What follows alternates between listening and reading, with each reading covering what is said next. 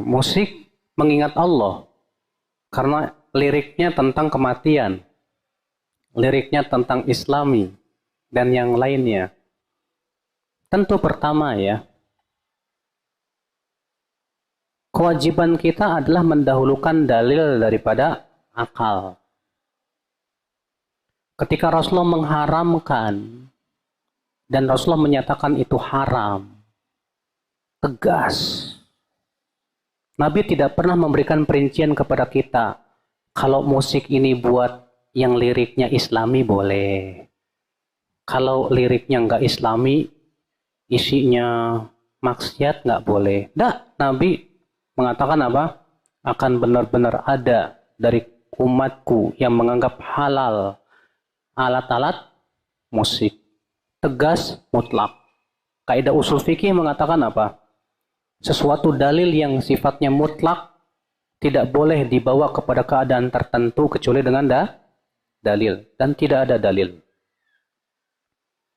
Yang kedua, kalau musik itu sudah diharamkan oleh Rasulullah, maka tidak boleh kita katakan ada musik Islami. Sekarang kalau seperti itu jadi ada zina Islami nanti, Pak. Ada mencuri Islami, pacaran Islami, riba Islami. Tinggal tambahin aja Islami. Gimana itu? Ya. Jelas ini tidak dibenarkan ya akal Islam, azakumullah. Rasulullah tidak pernah beribadah kepada Allah dengan cara alat musik, enggak. Rasulullah tidak pernah beribadah dengan cara nyanyian-nyanyian ya, yang katanya isinya tentang kebaikan. Memang kalau tanpa musik sebagian ulama membolehkan syair, bersenandung. Itu yang paling ringan adalah Imam Syafi'i dalam hal ini. Boleh sebatas bersenandung, bersyair, nggak apa-apa. Tapi Imam Syafi'i memberikan catatan. Catatannya pertama, isi senandung atau syair itu tidak boleh berisi maksiat.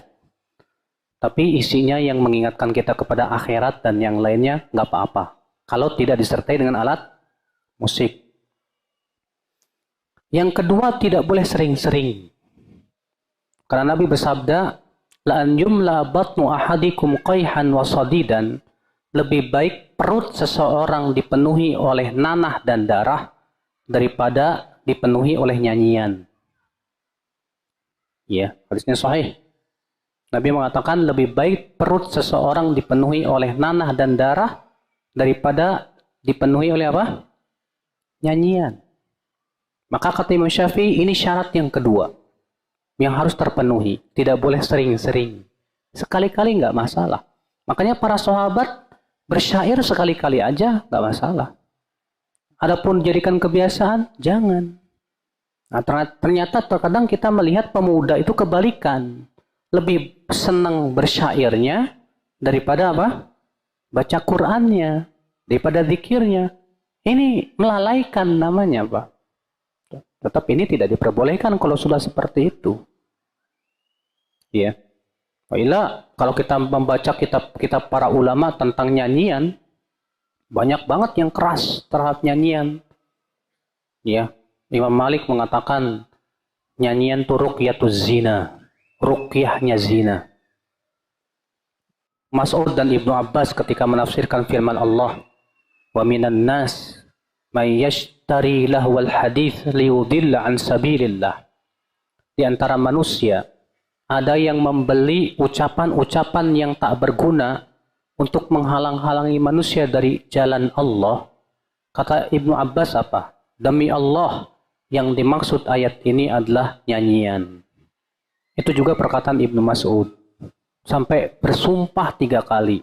Demi Allah, yang dimaksud ayat itu adalah nyanyian. Bang, akhi, ya, kita yang dari kecil ngedengerin nyanyian, itu kayak gimana gitu ya.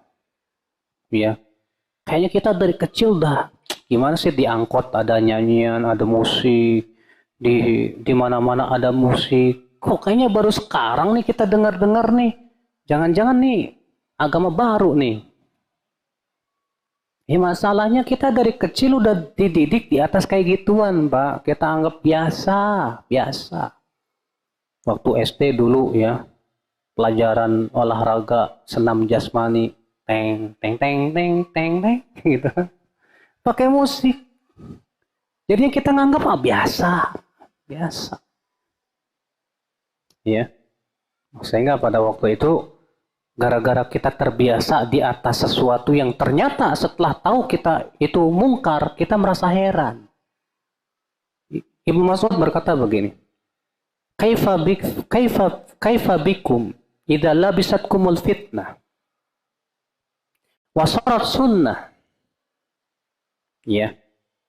Bagaimana pendapat kalian apabila fitnah itu melanda kalian dan fitnah dianggap sunnah?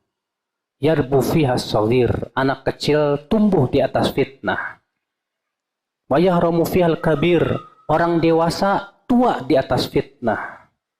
Sehingga mereka menganggap ini sunnah. Ketika fitnah itu dikatakan tinggalkan, orang berkata ada sunnah yang ditinggalkan. Padahal itu bukan sunnah. Kenapa? Di situ Ibnu Mas'ud memberikan kepada kita alasannya. Dia sudah tumbuh dari kecil di atas fitnah. Dia sudah dewasa sampai tua di atas fitnah. Sehingga dia anggap biasa gitu. Dianggap biasa, nggak masalah. Nah, inilah jadi masalah akal Islam. Nah, setelah kita besar, mulai kita mengaji, baru kita dengar, haram, waduh.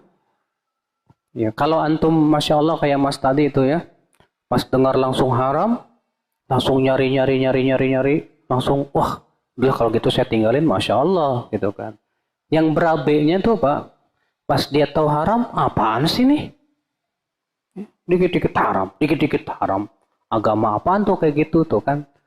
Susah jadinya, karena ngikutin hawa nafsu. Ya, Allah.